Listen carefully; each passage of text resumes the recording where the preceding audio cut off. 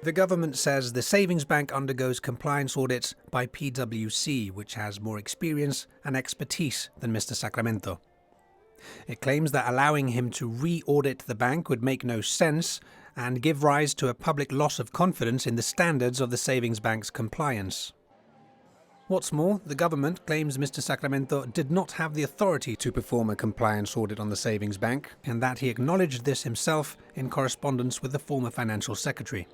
This correspondence is not public, and the claim runs contrary to an explanation set out in the audit report, in which Mr Sacramento states the reasons for which he believes he was empowered to audit and report on the savings bank.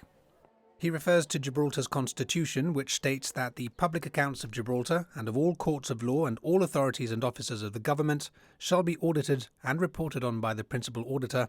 and that the Principal Auditor shall not be subject to the direction or control of any other person or authority. Mr Sacramento cites the Savings Bank Act, which says the annual accounts of the revenue and expenditure of the savings bank shall, after being audited and certified by the Principal Auditor, be laid before the Minister not later than the 31st day of October ensuing in every year,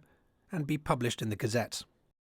He also points to Schedule 1 of the Public Finance Act, which lists the Savings Bank Fund as a government special fund, and therefore, in his view, within his remit as Principal Auditor. In a press release which references bias on 5 separate occasions, the government restates its general position that the Principal Auditor's report is not credible due to Tony Sacramento's alleged pro-GST leaning.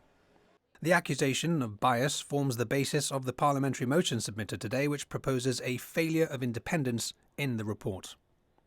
According to the government, the compliance audit which Mr Sacramento sought to undertake was outside the constitutional ambit of his office,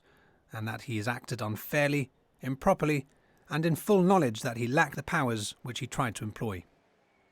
Tony Sacramento maintains in his latest report that as Principal Auditor and External Auditor to the government, he was entitled to perform the audit and aimed to do so in accordance with the Proceeds of Crime Act. The Chief Minister calls this a massive failing which further detracts from the report's credibility.